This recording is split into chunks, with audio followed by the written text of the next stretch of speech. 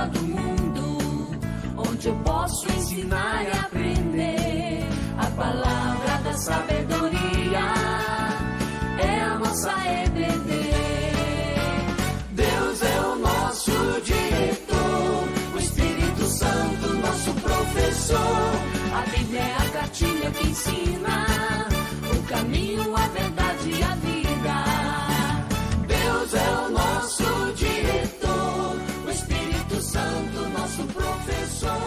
A Bíblia é a cartilha que ensina o caminho, a verdade e a vida. E aí, pessoal, espero que esteja tudo bem com vocês aí na sua casa. Vamos estudar mais uma lição, né? Lição 3, quando as pessoas são grandes e Deus é pequeno. O texto base nosso está no livro de Juízes. Mas antes de começar, vamos ver do que se trata o livro de Juízes. Quem eram os juízes, né? Os juízes eram pessoas chamadas por Deus para libertar o povo da opressão dos inimigos. Eles eram libertadores. Eles tinham um cunho militar, não judicial. Você fala em juiz, você pensa numa pessoa que julga, né? Não é o caso aqui. O período compreende ali após a morte de Josué. Depois de uma geração surgiu o primeiro juiz. E foi até a época do profeta Samuel, quando ele ungiu o primeiro rei de Israel, Saul. Foram 12 juízes, né? E o livro ele se apresenta assim, cada juiz tem um ciclo muito parecido. Então são ciclos repetidos. O que acontecia? O povo de Israel desobedecia a Deus, se afastava de Deus, era dominado por uma tribo inimiga, clamava a Deus e Deus levantava uma pessoa para libertar o povo. Foram 12 juízes, né? E os mais conhecidos, assim, Débora, Gideão, que é o que a gente vai estudar hoje, e Sansão, que acho que é o mais famoso, né? Na época de Gideão, o que estava acontecendo? O povo estava uma decadência moral, espiritual, porque praticava idolatria, né? Eles estavam adorando Baal, que era um deus pagão.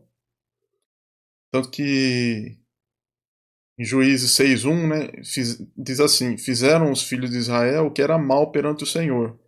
Por isso o Senhor os entregou nas mãos dos midianitas por 7 anos. Então, assim, há 7 anos, os midianitas estavam oprimindo o povo de Israel. Como é que era essa opressão? Eles vinham após a colheita, roubavam os alimentos, roubavam gado, destruíam, e era um número muito elevado, né? Assim, a Bíblia fala que eram incontáveis, compara eles com uma nuvem de gafanhotos, né? E Israel estava enfraquecida e debilitada, porque enfraquecida economicamente, porque era roubada, né? E o povo também passando um pouco de necessidade, porque ficava sem alimento. Então os filhos de Israel clamavam ao Senhor. E aí começa o texto que a gente vai ler hoje. Vamos abrir as Bíblias. Juízes 6, de 11 a 40. Vou pôr na tela, mas pegue a Bíblia também para acompanhar na sua casa, porque a gente vai ver bastante texto dentro desse trecho que a gente vai ler. Então veio o anjo do Senhor e assentou-se debaixo do carvalho que está em Ofra, que pertencia a Joás, a Biesrita, e Gideão, seu filho. Estava malhando o trigo no lagar, para o pôr a salvo dos midianitas. Então o anjo do Senhor lhe apareceu e lhe disse: O Senhor é contigo, homem valente. Vou fazer uma pausa aqui só para explicar duas coisas, né?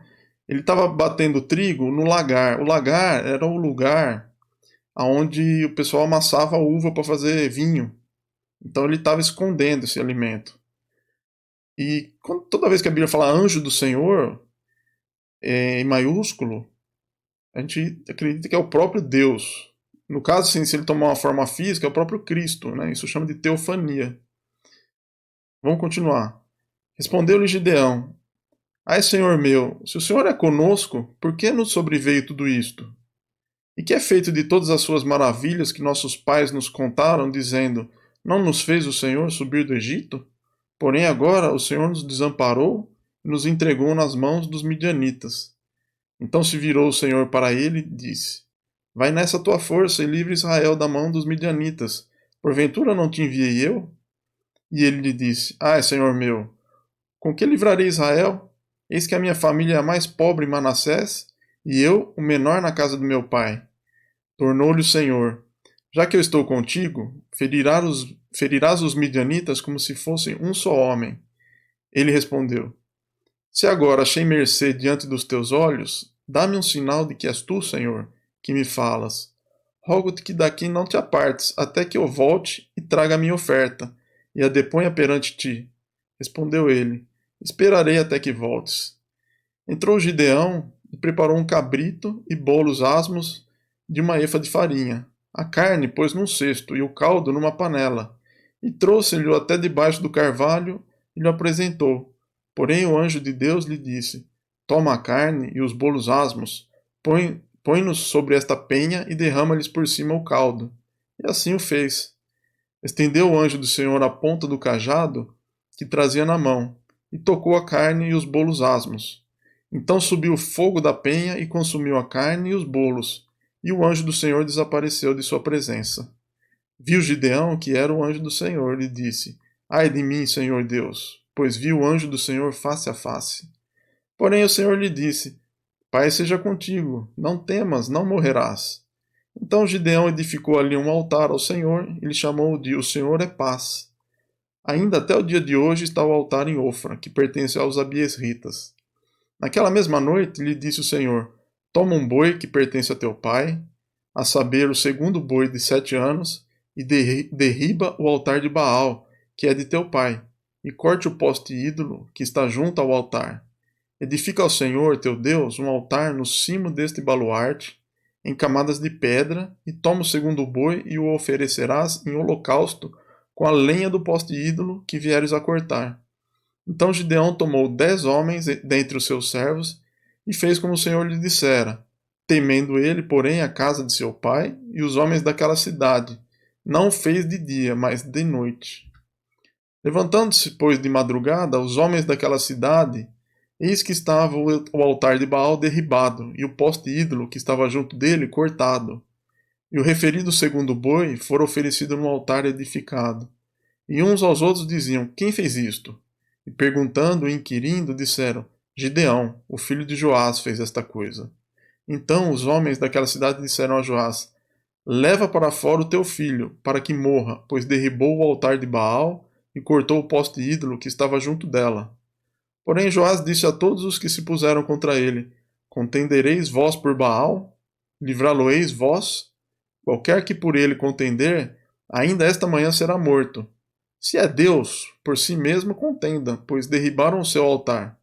Naquele dia Gideão passou a ser chamado Jerubaal, porque foi dito: Baal contenda contra ele, pois ele derrubou o seu altar. E todos os midianitas e amalequitas e os povos do Oriente se ajuntaram e passaram e se acamparam no vale de Jezreel. Então o Espírito do Senhor revestiu a Gideão, tocou a rebate e os abiesritas se ajuntaram após dele. Enviou mensageiros por toda a tribo de Manassés, que também foi convocada para o seguir. Enviou ainda mensageiros a Aser, a Zebulon e a Naphtali, e saíram para encontrar-se com ele. Disse Gideão a Deus: Se has de livrar a Israel por meu intermédio, como disseste, eis que eu porei uma porção de lã na eira. Se o orvalho estiver somente nela, e seca a terra ao redor, então conhecerei que has de livrar Israel por meu intermédio, como disseste. E assim sucedeu, porque ao outro dia se levantou de madrugada e apertando a lã, do orvalho dela espremeu uma taça cheia de água. Disse mais Gideão: Não se acenda contra mim a tua ira. Se ainda falar, só esta vez. Rogo-te que mais esta vez faça eu a prova com a lã, que só a lã esteja seca, e na terra ao redor haja orvalho. E Deus assim o fez naquela noite, pois só a lã estava seca, sobre a terra ao redor havia orvalho. Vamos tentar entender um pouquinho esse personagem, né, Gideão. É meio complicado, né? Parece meio complicado, mas vamos ver por quê. Gideão nasceu numa época de paz, porque a opressão dos midianitas vinha acontecendo há 7 anos. Antes desses 7 anos, houve 40 anos de paz. E quando está numa época de paz, a gente tende a esquecer um pouco Deus, né? Porque a gente pensa que é autossuficiente, que as conquistas, tudo que a gente está fazendo é por nossa obra. Então, assim, se você tem uma boa casa, um carro, um bom emprego, você é empresário, seu pai é empresário, e a empresa está prosperando, você tem conforto, tudo, e acho que isso daí é fruto do seu trabalho. Então a gente acaba se tornando um pouco incrédulo e a nossa fé vai enfraquecendo. Vamos ver Juízes 17 e 18. Por que Gideão estava desse jeito, né? Ele respondeu: Se agora achei mercê diante dos teus olhos, dá-me um sinal de que és tu, Senhor, que me falas. Então aqui ele não reconhece Deus. Então faz tanto tempo que ele está meio afastado de Deus que ele não reconhece. Também a gente acaba, num momento de paz, né? A gente acaba ficando espiritualmente cego, porque a gente para de enxergar os nossos pecados, a nossa desobediência, a nossa falta de compromisso com Deus, e a gente se desvia do caminho de Deus. Vamos ver lá em Juízes 6, 25. E derriba o altar de Baal que é de teu pai. A idolatria estava dentro da casa de Gideão. Então, assim, ele não enxergava o pecado que estava dentro da casa dele. E quando chega o tempo de tribulação, né, o tempo de dificuldade, aí a gente lembra de Deus, né? E muitas vezes a gente cobra ele pela situação que está acontecendo. Como em Juízes, no versículo 13. Respondeu-lhe Gideão: Ai, Senhor meu, se o Senhor é conosco, por que nos sobreveio tudo isto? E que é feito de todas as suas maravilhas que nossos pais nos contaram, dizendo: Não nos fez o Senhor subir do Egito? Porém, agora o Senhor nos desamparou e nos entregou nas mãos dos midianitas. Ou seja, ele está jogando a culpa em Deus, em vez de enxergar o verdadeiro culpado, que é o povo de Israel e ele que se distanciou de Deus, né? E a gente também, no momento de tribulação, a gente desenvolve sentimentos negativos, né? De medo, de frustração, impotência, inferioridade, vergonha, confusão, vários, né? Depressão, raiva.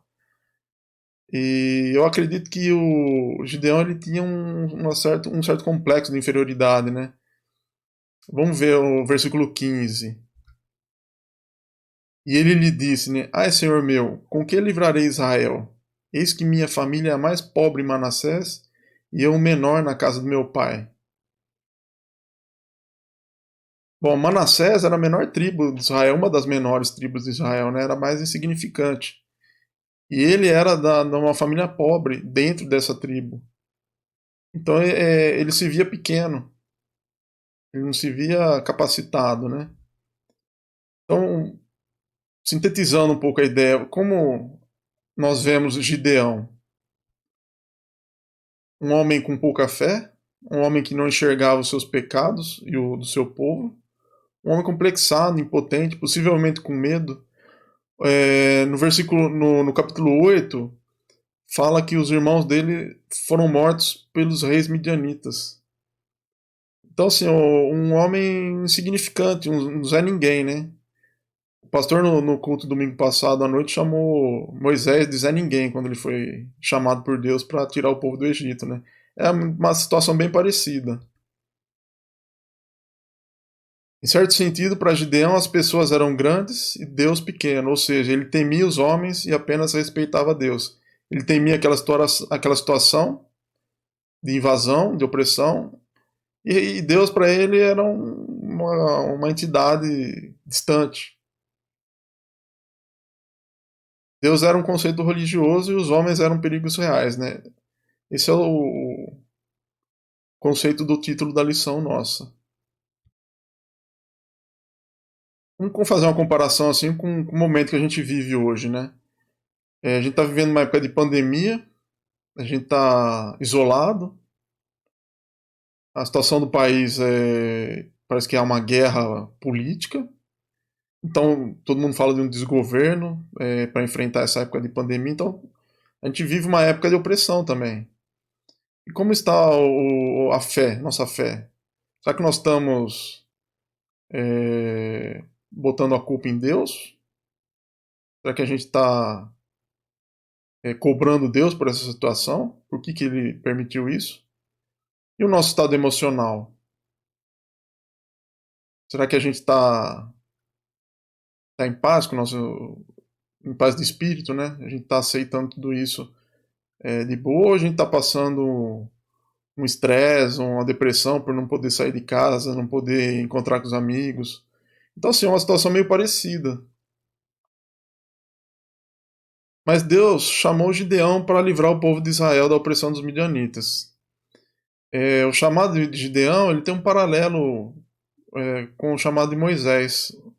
Moisés, a gente pensa assim, nossa, Moisés era um príncipe do Egito, mas na época do chamado dele, ele estava em Midian.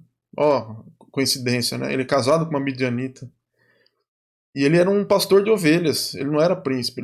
Se ele voltasse para o Egito, ele era morto, porque ele matou um soldado egípcio, né?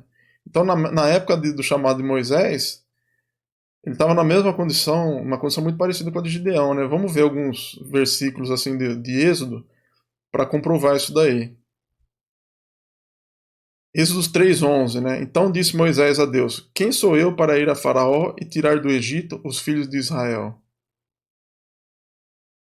Êxodo 4:10, né? Então disse Moisés ao Senhor: Senhor, eu nunca fui eloquente. O problema sou eu também.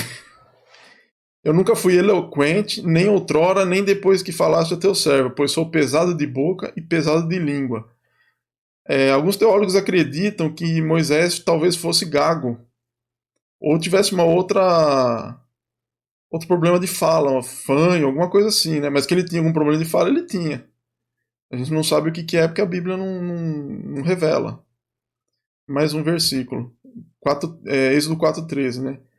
Senhor, envia aquele que has de enviar, menos a mim. Então Moisés também se sentiu desafiado, fraco, não teve coragem de imediato. Né? Deus precisou trabalhar a vida dele para ele aceitar esse desafio. Porque Deus escolhe os mais improváveis para realizar a sua obra, né? Por exemplo, Davi foi escolhido, era o mais novo da casa, não estava nem na casa dele quando o profeta Samuel foi lá por vontade de Deus escolher, né, quem que ia ser o novo rei. E ele enfrentou Golias com uma funda e uma pedra. Então, assim, depois foi ungido o rei de Israel. Paulo, né, no Novo Testamento já, ele era perseguidor dos cristãos, tornou-se o maior discípulo de Jesus. Então, assim, Deus escolhe de acordo com o nosso coração. Ele nos conhece profundamente. E não é baseado nos atributos humanos, né? E ele capacita os seus escolhidos. Vamos ver assim, como Deus via Gideão. Um homem valente, né, em Juízes 6:12, né?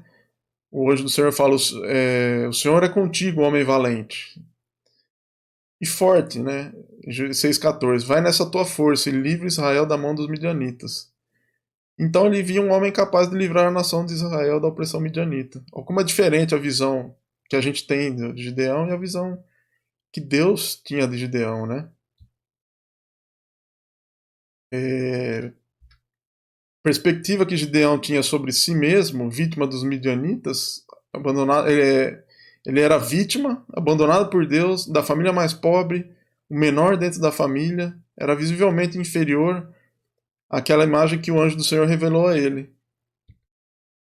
E aí, o que vai acontecer no restante do texto? Deus vai capacitar Gideão, mas um processo de restauração. Vai restaurar a fé, vai restaurar a autoestima e o caráter de Gideão, para ele conseguir livrar Israel dos midianitas. Então vamos ver assim, a restauração da fé. Como é que foi essa restauração? Primeiro, Deus teve muita paciência com ele, longanimidade, né? Por várias vezes Deus respondeu o pedido de Gideão por um sinal divino. Primeiro foi o fogo na oferta, que Gideão colocou embaixo do carvalho. Depois teve a prova da lã, né, 2 vezes seguidas, 2 noites seguidas, que ele pediu para, na primeira noite, a lã ficasse molhada e a terra ao redor não. Aí ele pediu na segunda noite para que a terra ficasse umedecida e a lã não. Então, assim, Deus teve bastante paciência, né? Por quê? Porque Deus, ele é um Deus misericordioso. Deus teve misericórdia da vida de Gideão. Vamos ver o paralelo com Moisés, né? Como é que Moisés descreve Deus após o povo de Israel construir um bezerro de ouro e passar a adorar o bezerro de ouro? Vamos ver Êxodo 34, de 6 a 7. Passando o Senhor por diante dele, clamou: Senhor, Senhor Deus compassivo, clemente e longânimo, e grande em misericórdia e fidelidade, que guarda a misericórdia em 1000 gerações, que perdoa a iniquidade, a transgressão e o pecado, ainda que não inocente o culpado, e visita a iniquidade dos pais nos filhos e nos filhos dos filhos até a terceira e quarta geração. Então é um Deus misericordioso. Deus também garantiu a proteção a Gideão. No versículo 6, 23, porém o Senhor lhe disse: Pai seja contigo, não temas, não morrerás. Deus está falando para ele: não tenha medo, eu vou cuidar de você, não morrerás. Tem uma semelhança grande assim com uma passagem que eu lembro no Evangelho de Mateus, quando Jesus vem andando sobre as águas do mar, em direção ao barco dos discípulos, né? E os discípulos ficam assustados, achando que é um fantasma. Aí Jesus chega perto do barco, eles enxergam que é Jesus, e Jesus diz o que está escrito em Mateus 14, 27. Mas Jesus imediatamente lhes disse: Tem de bom ânimo, sou eu, não temais. É bem parecido, né? O tratamento que é dado, Deus deu a Gideão e Jesus aos seus discípulos. Um tratamento de cuidado, não temas. Depois Pedro quis andar sobre as águas, né? Bateu um ventinho ali, ele ficou com medo e afundou. E Jesus pegou na mão dele, né? Salvou ele. Depois disse: homem de pouca fé, né? Então, assim, Deus estava restaurando a fé. Assim como fez com Pedro, ele estava fazendo com Gideão. A mesma maneira que ele segurou Pedro pela mão, para não deixar ele se afogar, Deus estava cuidando do Gideão, dizendo que ele não ia morrer. A seguir, a restauração da autoestima, né? A gente percebe que Gideão talvez estivesse com medo daquela situação de invasão. Não que ele fosse medroso, mas pela situação que ele estava se passando, né? Impotência por não conseguir superar aquilo lá por 7 anos, né? Era o 7º ano que estava acontecendo. Abandonado por Deus e um sentimento de inferioridade, né? Porque ele falava que era da menor tribo, a família mais pobre, né? E como é que Deus tratou essa autoestima dele, né?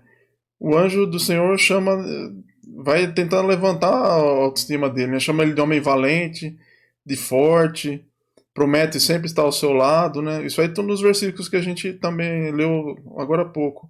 Deus promete paz de espírito, né? Quando ele diz lá, paz seja contigo, é nesse sentido aí que entendo, é paz de espírito, para se acalmar, porque Deus está no comando.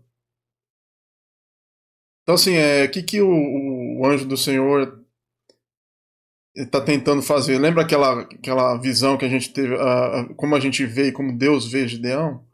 Ele estava tentando fazer que Gideão se enxergasse como Deus enxerga ele. Então, revelando a verdadeira identidade de Gideão, que é aquela identidade concedida por Deus. Deus queria que Gideão olhasse para si mesmo sobre uma perspectiva divina, e não sobre as perspectivas humanas, né, da pressão que estava acontecendo. Então, assim, perceba que restaurar a fé e restaurar a autoestima, né, o emocional, caminham muito próximos, assim, quando Deus tenta fazer isso, porque É, é, os dois implicam na companhia de Deus. Então, assim, restaurar a fé é recuperar a confiança em Deus. Restaurar o emocional, recuperar a confiança em si próprio.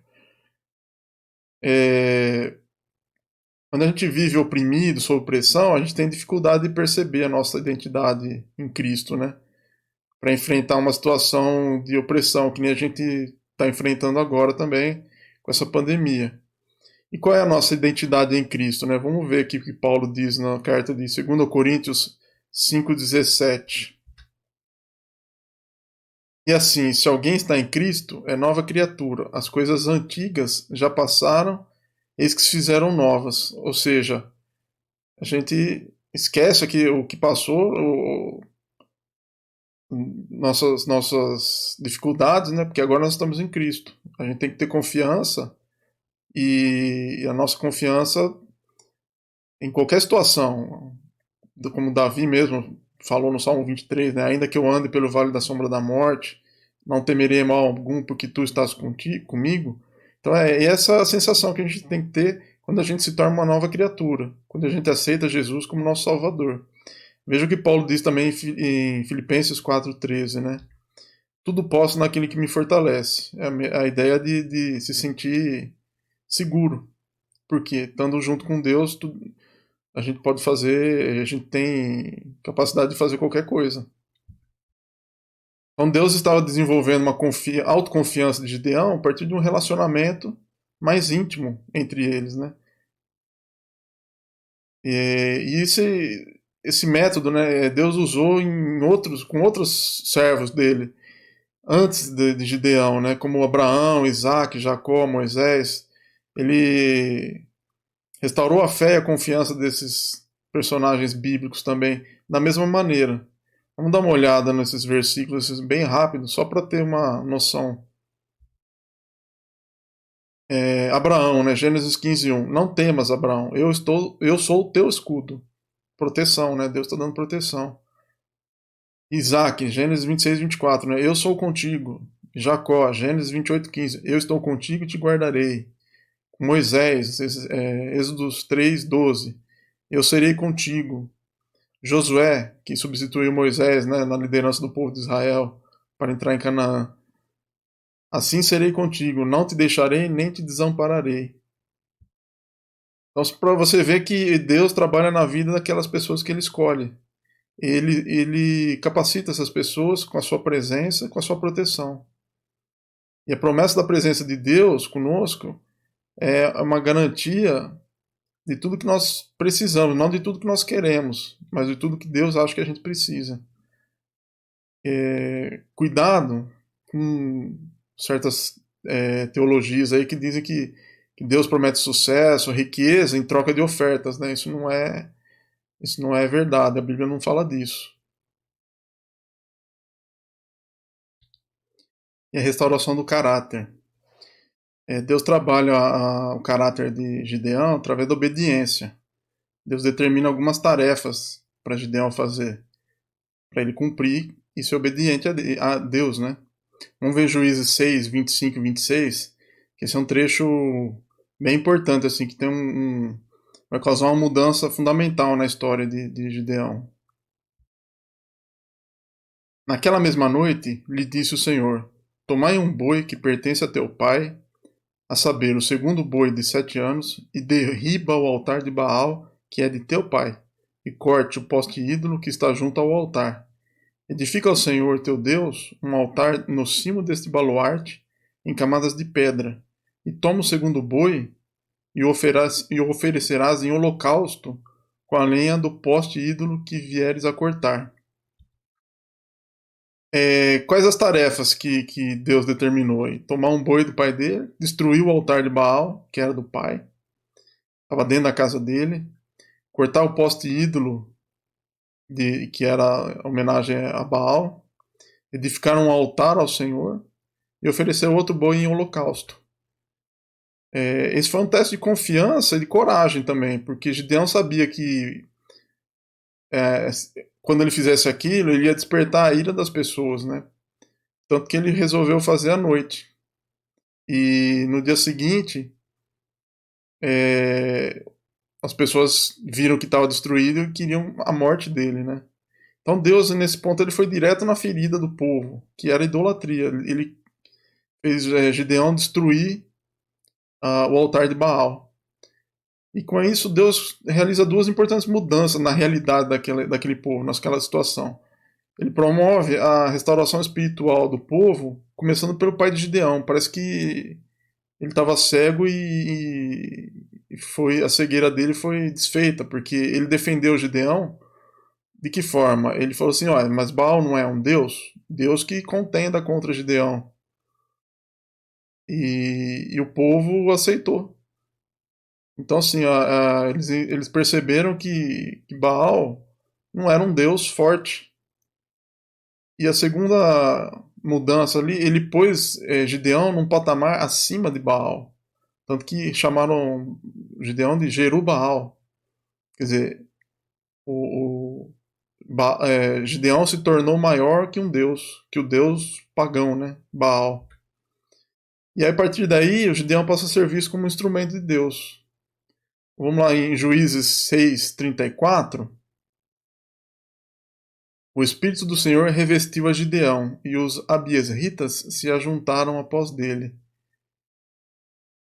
Então, sim, o Gideão ficou forte, Baal fraco. E aí foi possível completar a tarefa seguinte, que era convocar um exército israelita para combater o exército dos midianitas. Porque agora Gideão era visto como uma pessoa forte. Vamos ver em Juízes 6:35, a tarefa que ele tem que cumprir. Enviou mensageiros por toda a tribo de Manassés, que também foi convocada para o seguir. Enviou ainda mensageiros a Aser e a Zebulon e a Naphtali, e saíram para encontrar-se com ele.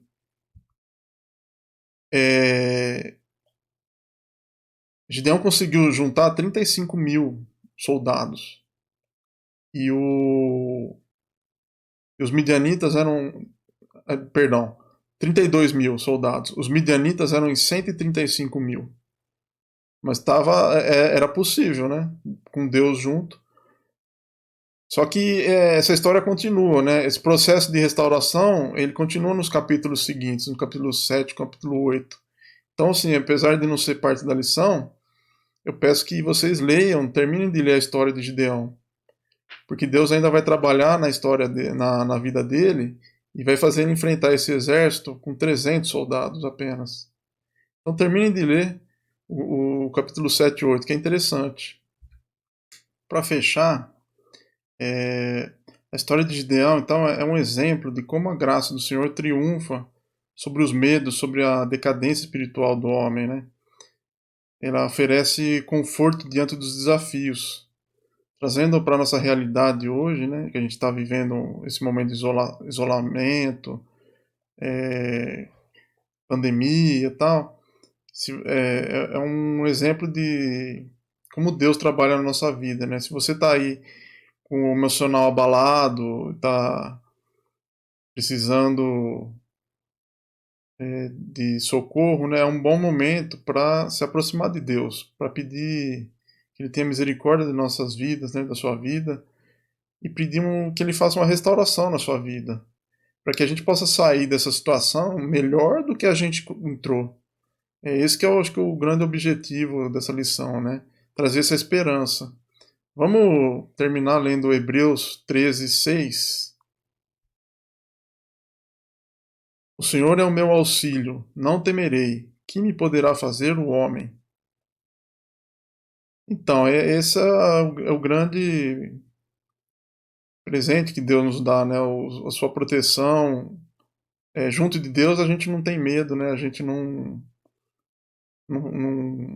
enfraquece, né? Então é um momento de fortalecer a nossa fé. Vamos terminar com uma oração? Pai, obrigado pela lição deste dia.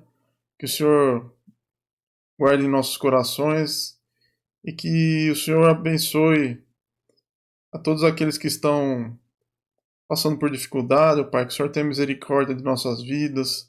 Que o Senhor restaure o nosso emocional, que o Senhor nos fortaleça na fé nesse momento, que o Senhor nos traga paz de espírito. É isso que eu te peço, te agradeço em nome do teu Filho Jesus.